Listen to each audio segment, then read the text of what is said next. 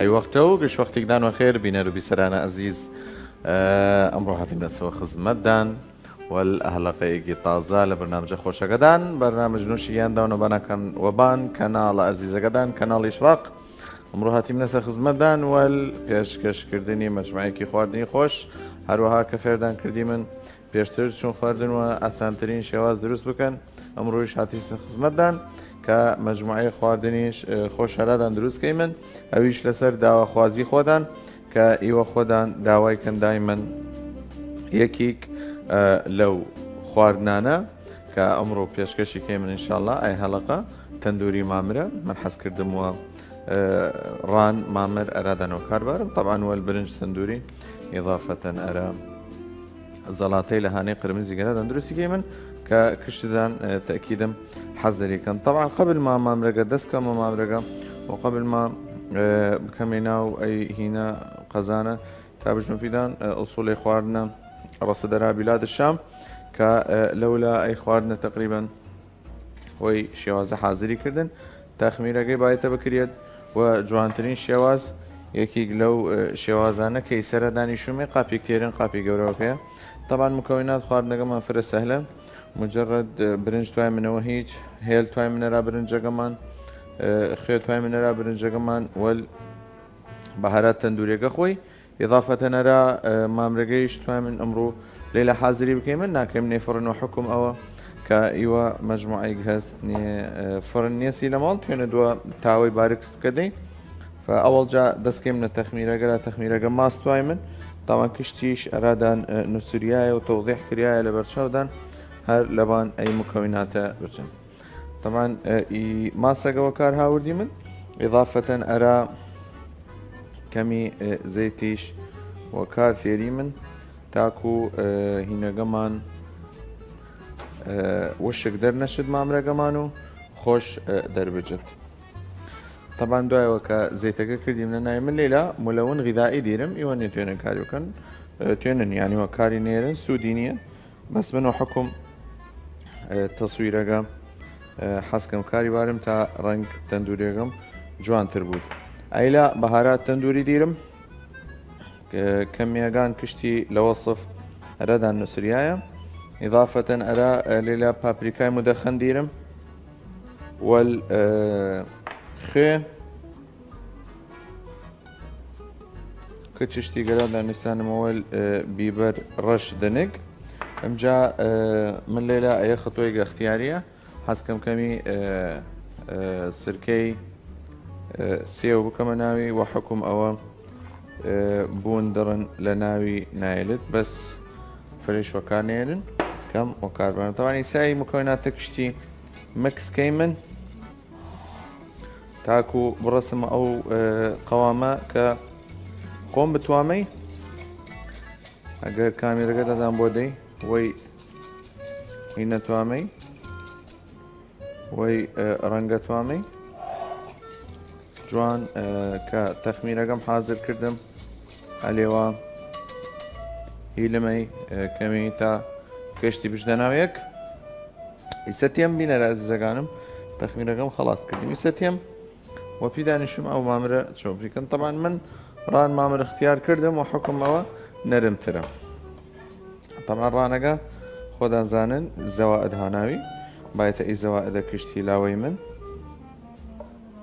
زوائد نيل ناوي وفصلي بكن بنا رانقا لرانقا فصلي بكن إضافة أرى أو كفصلي كردن محاولة بكن أويش شرح بكن اليواوي شوازة وأجر حسكن بوسجيش لليلاون إيه خطويجا اختيارية لا يخودان مينت من حزوب مجالي واجوان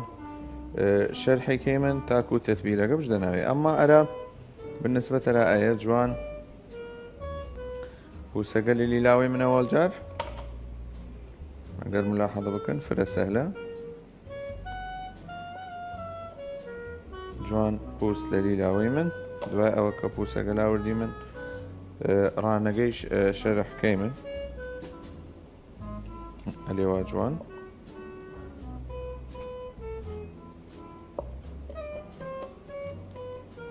جائسة أيش هر شرح كيمن تاكو وە جوانترین شێواز بکرێدە و ئەلێوا جوان کشتی کەیمنەوە تاکو تەتبیرەکە بشدە دڵ مامرەکە بەس لە سوقانەکە نەکەنەوەی مەقەیەت بوون و حکوم ئەوە کە من توام مامرەکەم ئەلێوا جوان فەراشە بوود جوان پووسەکە لەلی لاوم ئەیش اختیاریە ئێوە ئەگەر حەز بکەن پووس لانەوەن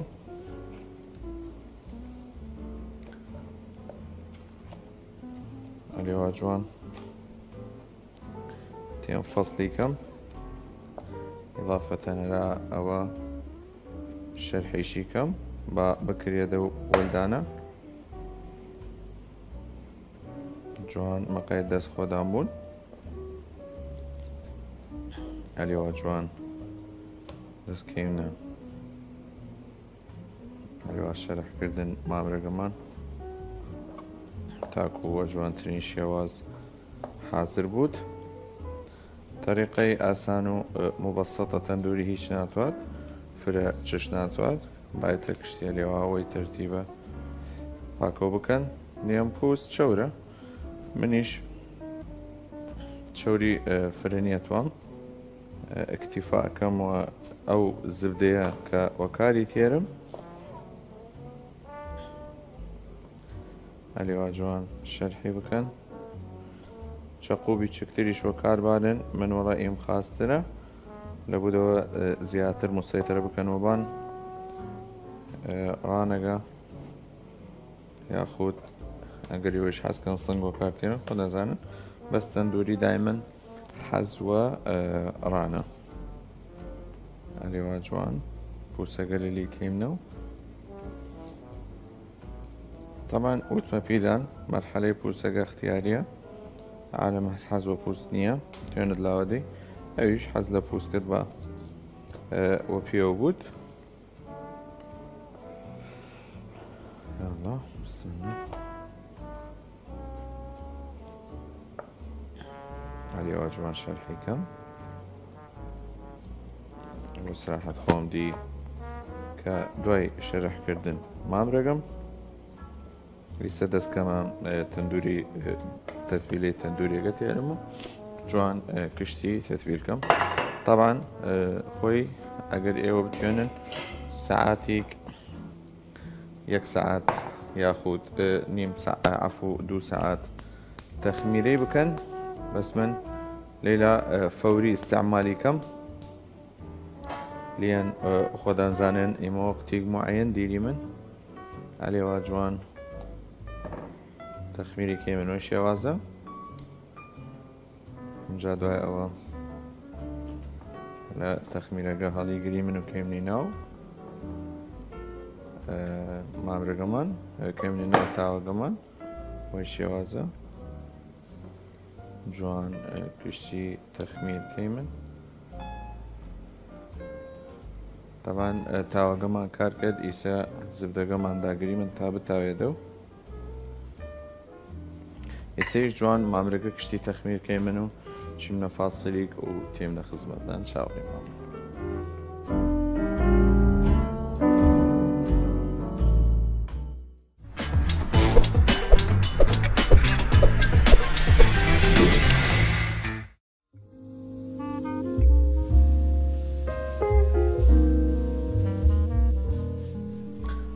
بینەرە ئەزیزەکانمان هاتیمنەوە خزمەتدان طبعا لە دوای ئەوە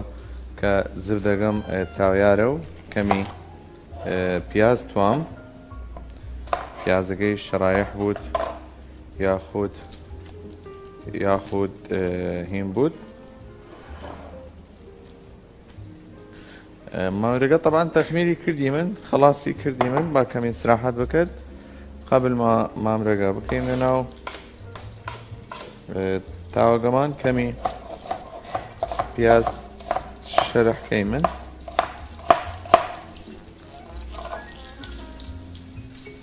جوان ئەلێوا پیازەکە کە کردیمە ناو قەزانەکەمان یاخود تاوەگەمان ئێستا تێم کەمە مامرەگەیش دەستکەمە مامر تێکردم طب بسم الله لێوا جوان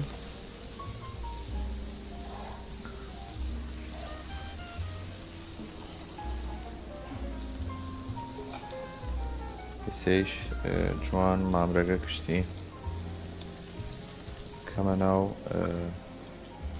تاوەگەم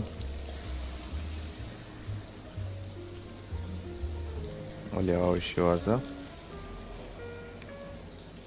خۆی مامر تەندوری عادەتەن وەک مامریگە قرمزە ئەلێوا جوان کشتستی کەمە ناو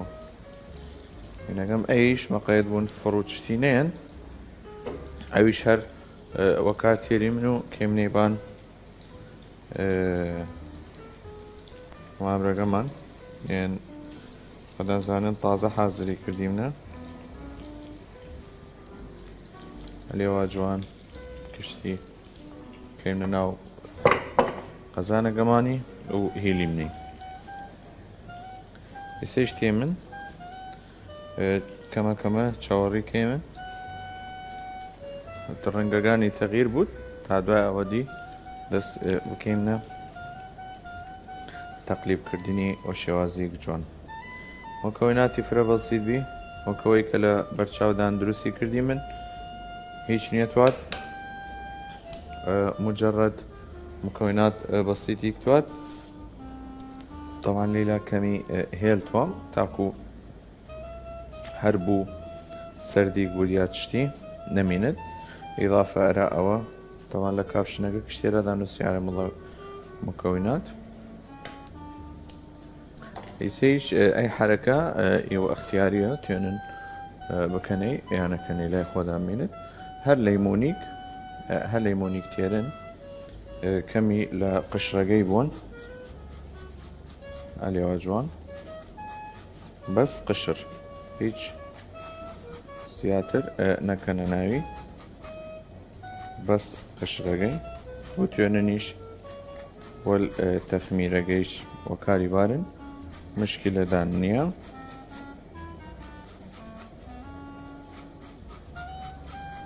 طبعا عادة خوي لنا يمينت مكشارقة فسمح حوالك يمن كشتي در كيمن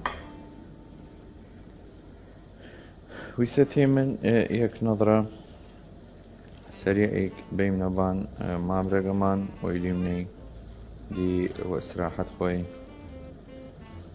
حاضر بود عليوا جوان دەست کەیمنە تەقلیبکردن مامرەگەمان تادی کامل ئەطراف کار خۆی بزانێت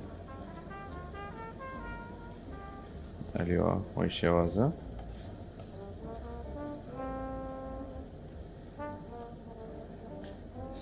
بینەرە ئەزەگانم چاوەڕی کەم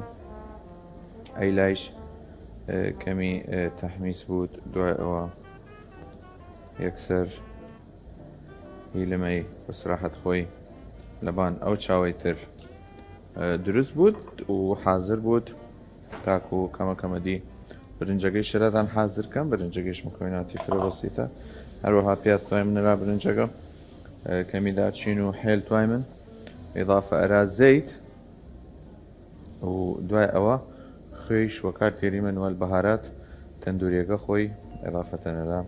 شعريكا أقريش شعريين يكون ناي أوش كيف خدانا أي شعريش اختياري مشكلة مانية جوان اللي مامرا كمان وقت خوي بود وجوان حاضر بود دي دواء أو سري نيمن أو خيمني بان أو تشاوا بالبان أو تشاوا بمينت وإسراحة خوي حاضر بود لناو بخار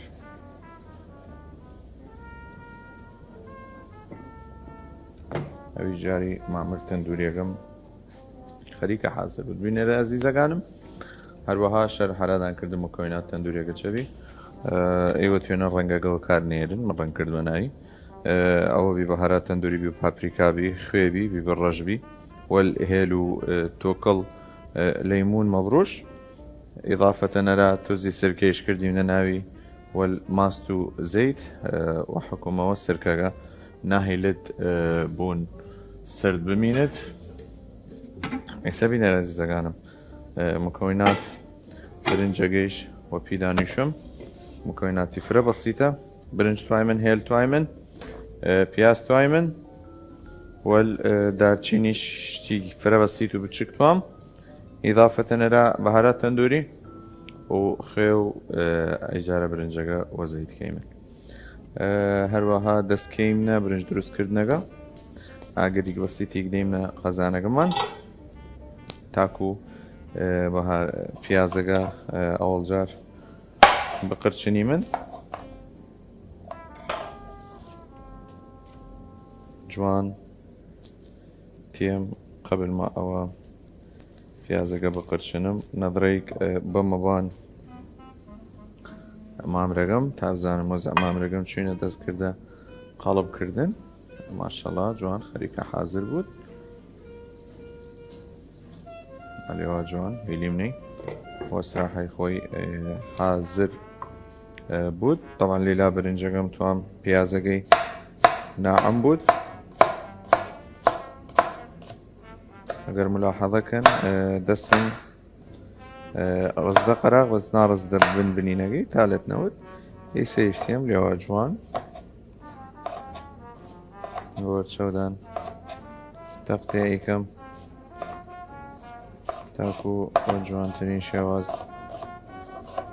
پیازەکەم بیچوک بود ئەلێوە وی شێوازە وتیم هەڵیگرم تاکو حازرەکەم ئەویش زەیت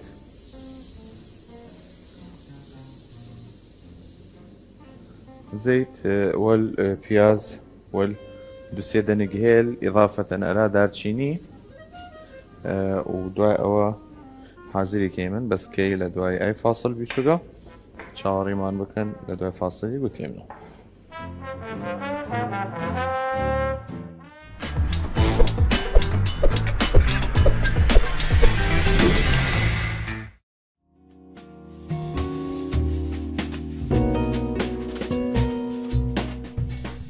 عزیزەکانمان هاتیونە خزمەتدان چوونەهان حازر برنجەکە وتمە پیدان ئەوە چوار دەنگ هێل دارچینش فابرە لە ناوینەوت ئەو دارچینە بەسە إضافة إلى خۆی ئینجا تێمیسە بەهارات تەندوریەکە خۆی وەکاتێرم إضافة طبعا إلى خێ ئەویش خێ توزی زەردەچەوە تاکو ڕەنگ زەردیەکە بێمە برنجەکەم دوای ئەوە کە ڕەنگ زەردیەکە دامە برنجەکەم تاکو مامر خۆی قرمز و ئەیە لێوە فرە جوانەران دەرچێت ئێسەی شتیم لە دوای ئەوە کە تەحمیسێک دامە بەهارەتەکانم برنجەکەم شووریایە و حازرە و ئەلێوە کێمنەی بان خەڵتەکەم دوای ئەوە تەقلیبێک سەریعێک دەمەپی دوای تەقلیبە سەریعەکە ئاوێک کەمەبانی جوان یاڵڵا بسم الله ئەویش ئاویش کێمنەبان برنجەکەمان جوان ئاوەگە فرنەوت و کەمیشنەوت تاکو برنجەکەمان جوان دەربچێت ئەلێوە جوان تێکەڵێکی من تاکو کشت برنجەکان لە یەک بکرێتەوە جا چاوڕێکەی من ئاوەگەی دووپاڵێت یا بۆ خۆدەی ئاوەگەی دوای ئەوە تێکەڵێکەم ئیسەیشێک نەزەرەی سەریع بینەوان مامرەکەمان بازانین وەزە مامرەکەمان چینە ماشەڵڵا بوونی فرە خۆشە لە خوداوەزیای تەقریبێک بۆ مامرەکەمان دەیمەن اليوم جوان تاكو كش أطراف متساوية بود للاستواء بليمني وسراحي خوي حاضر بود اليوم شوازة اگر زانن کمی ئاو بتوات ئاو بکەنەوانی هیچ مشکلەدان نییە تاکو وشک دەرنەچێت ماڵەکەم و هیلمەی وەستراحەت خۆی دوای ئەوە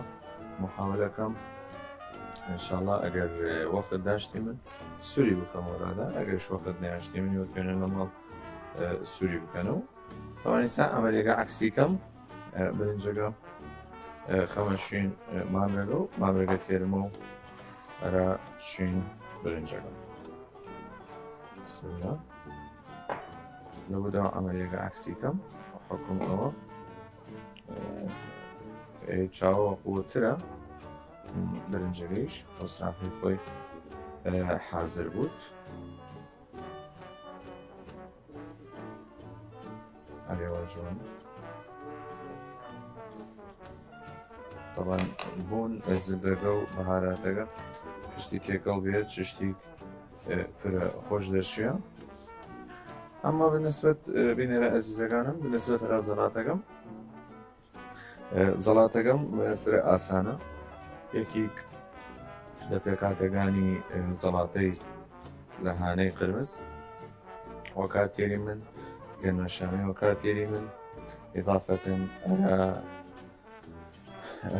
سركي سيو ياخذ سركي سبي وكار تيري من إضافة أنا ربع هنالو خير على مسحس كد لمن دوزي وكذا ناي من هيج وال أو لمن دوزيني لمن دوزي تشتراويجا كمي على جوان كاريش تماتي كارزي وكار تيري من وأي تفاصيل طبعا خوي مالتها جزري شنايود جزر مبروش وحكم أوا كأخوي قرمزة رنجي كبيرة فيه وجوان دري وكذا إذا نيسا مكونات تندورية قوت مفيدان شوشس ومكونات برنجة شوت مفيدان شوشس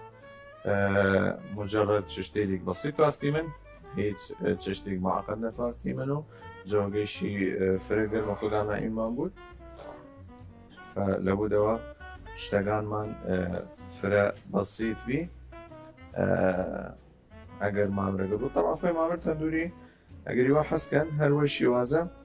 اگر کامێرا دادان بۆ دەی هەروە شیوازە کە شەرحی کرد مەلادان و خلاصی کرد مەلەدان یەکسەر بکەنێ فڕن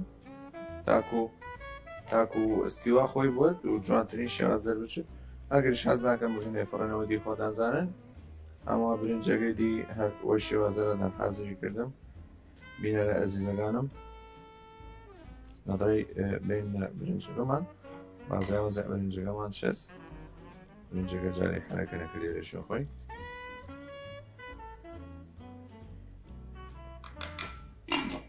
ئەرێوە جوان دەستکەینە حاضر کردن ئیسا تەختەکەم قەڵبۆکەم لێن پیاز وەکار هاوردم لە هانەکە دەستکەینە تەختەی لە هانەکە هەرا زەڵاتە دروستکردنەکە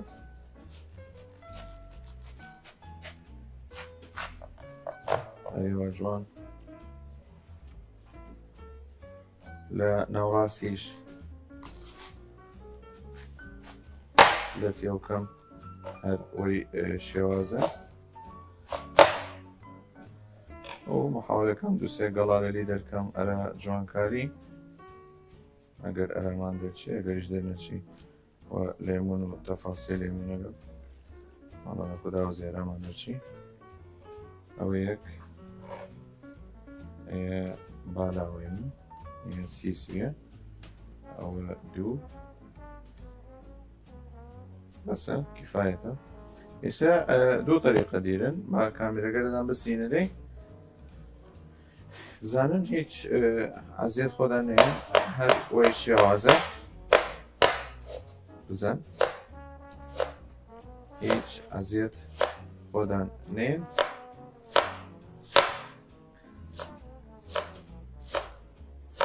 زين فرق سهلة ودي إيوش ڕەمان سەلامەتی دەست خۆدان کردنە چەقۆ قەت هین نێناوی قەت کەس نەیجێبەوە من سەریعا لە چەقۆ شەتارە نێناوی چەقۆ غەدارە فەیەم حاولەکەن کەچشتی دژنەی تەقلیدی نەکەن لێن ئەیە ضەرەری گیرە دەراخۆی تەوانیسە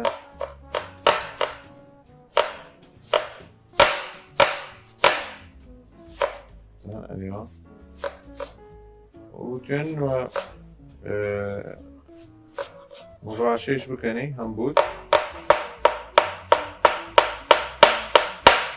شوێنێن ئەریاوە جوان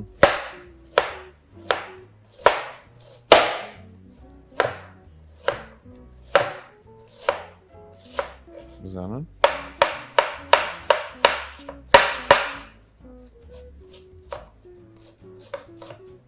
قد عجلە نەکەن لە چەقۆ ئێستا من توێنم سەریا بڕنێ بەس نییە توام ئەلیوا بکەم تا ئێوە مەغرور نەونێ چشتە و ئێوەش وەکاری بارن و دەست خۆدان بۆڕن ئێسێشتیم طبعا ئەی کەمیە محاولەکەم کەمەی مەسفێگەم تاکو کەمەکەمەدی دەست کەمە شوردنی حاولەکەم پیشکەم مێگەکەم ئەنێوە جوان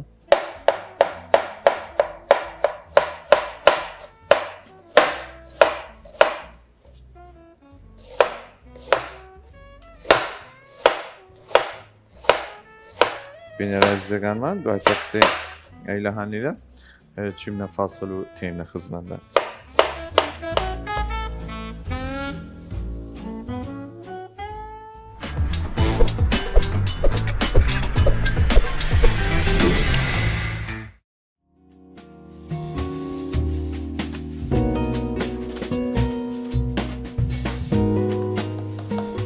بینەرە عەزیزەکانمان هاتیمنە خزمەتدان لە دوای فاسڵە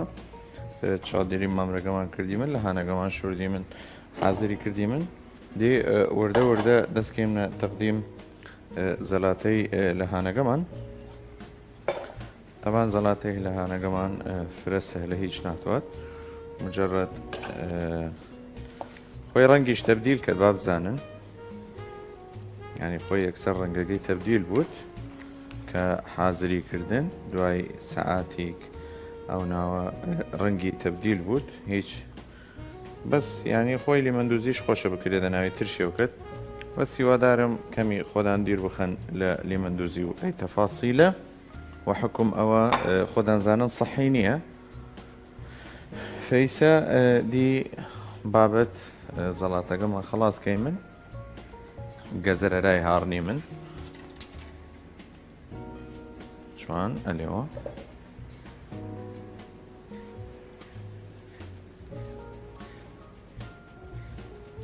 ئەلێوە جوان پاکێ بکەن قەبلەوە کە بەهاڕنەی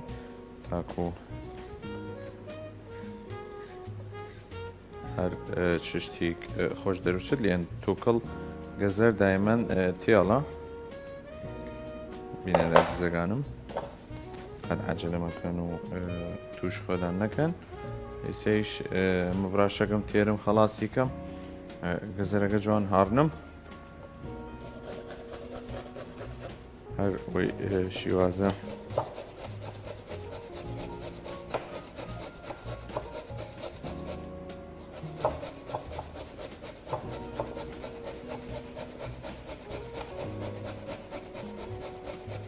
ئەلێوە جوان دی دەستکەمە سبحان الله کەفت گەزەری تر تێری من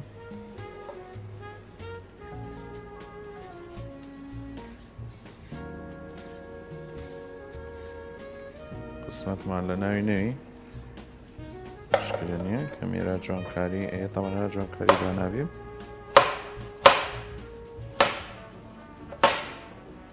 ئەو باقیش جوان خەڵاسکەی من وەی شیوازە تۆکڵ و مۆکڵ و جەماتەکەی لاوەی من استیفادە لە لی ناکەی من ئەیشێک ضربەی بیچێکی گلێنە پی تا کشتی بکەفت ئیسەیش هەوڵەکەی من هەروە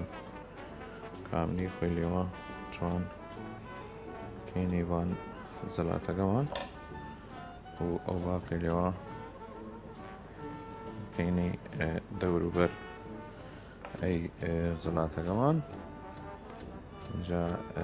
کەمی جوانکاری لاکەی من تەوان جاری سۆس و ئەی چشتەی لە نەکردیم لەسە بانی ئێستا تۆزی تر سۆس و تەرتیباتیش ئەرای گرینە و کێمنی بانی تەوان لەیمون توام کەمی تەماتەی کەرەزی توام ئەرا جوانکاری بس قبل ما يعني تقطيع بكم بعد تختقنا مثلا يعني جزر فراها باني جوان راكيوكم سيشتيم هر أول ليمونك قشرقي وكار هاوردي من با حرامات نود با وكاري بالي من را جوان كاري قيتشكت أو يك أو دو أو سي أو تشوار أو بنج إيه بالنسبة لرا ليمونة يسيشتي من تماتقيش وردة حاضر كيمن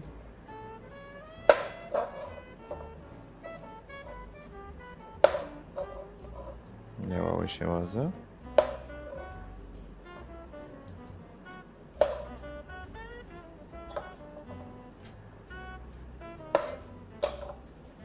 من تماتقيش اللي هو عشوائي كيم نيبان زلاطة كمان دوای ئەوە سۆسەکەی شەرای گریمنەوە زانیەک تەماتەی شووسد لە بان گەزەرەکە یا پەن نەیمنەوە گەزەرەکە ڕمنی من محاولە کێمەکەی چەکەت محاولە خۆشە وسیە هایبینێ بالنسبە تەرا سۆسەکەی فرەچش نێتوای من گەنمە شامێگەیش لێوە جوان گەنمە شامێگەیش كيمنا باني بالنسبة تيش على بهاراتكاني هيش تنتوار مجرد كمي كيمة باني وإضافة على مفيدان سركي سبيش ياخد سركي سيو جوان وكار بارن بسيسي ئەوەنە سرکە کردیم نەبان زەوێگە ئەوەنە نەکردیم نەبان زەڵاتەکەمان تەمان ڕوو بە هەناریش ئەلێوە جوان ڕوو بە هەناریش کەیم نەبانی ئەلێوە شێوازە دیدوای ئەوە خۆدان تێکەڵیکەن و پێشکەش خۆدان کەن و خۆشی و شادی و بەختەوەری ئەیش زەڵاتەکەمان بی تقریبەن زەڵاتەکەمان حازر بی بە ئەی قەڵباڵەکە لاوەی من و زەڵاتەکە باریم نەیلاو تەختەکەمان بشووری من یاخۆ چوونەکەمان پاکە بکەی من وتەپیدان ئەوەنە هینوە کار هاوردی من ئەوەنە سرکە کردیونە بان مارمەرەکە ئەوەنە ئەویش زەڵاتەی لە هەنە قرمزەکەمان بی پێکاتەکانی فرە سەهل بی یەکێک لەو پێکاتانە کە لە هانەبی گەزەربی گەنمە شامی بی وەل جوانکاری لەیمونە ترتیباتە سۆسەگەیشی وەکو وەسەکە خۆدان دینەوەی توێنن نانایش بکەنە ناوی هیچ مشکل لەدان دروست نیەکەت و تاواکی فایت هەرۆ شێوازە تەقدیمی بکەن ڕۆ بە هەنارەکەیش بیردان نەچێت هەر ئەو شێوازەیەش تەقدیمی بکەن و ئینشاءڵڵا عافیەتدان بود بینەرە ئەزیزەکانم چیمنە فاسەلێک و تێمنەوە خزمەتدان جارێ چاوەڕێ بکەن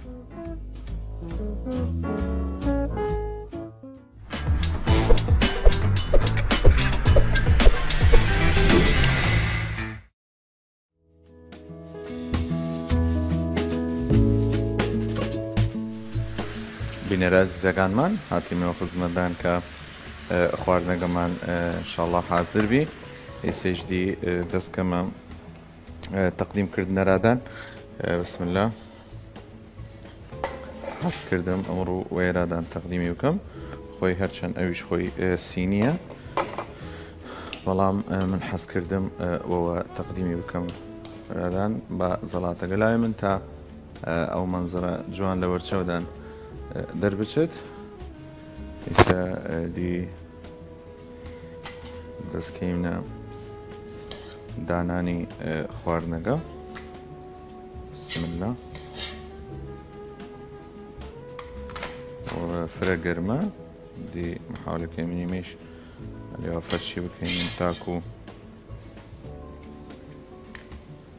فاوڵێک دایمن بەس یەڵاقەینە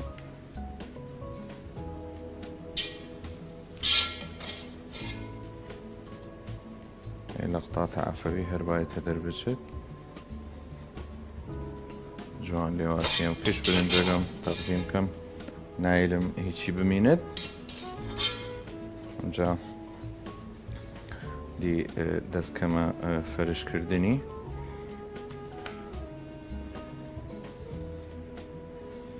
لێوە جوان دەستکەمە فەرشکردنی تاکو ماورەگەیش وە جوانی بکەیمە بانی ئەیش با بچێت کاروە پێی نێستان جا مامرەگەیش ئەلێوە جوان دەستکەیمە دانانی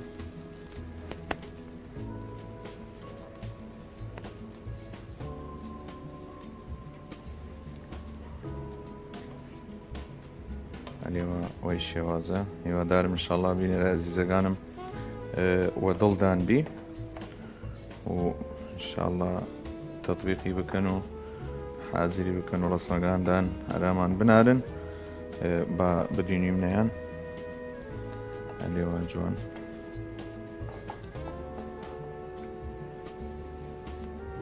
ئی تەزیینیش شەرت نییە چون ئیوە وە دڵدانە هەروە حازری بکەن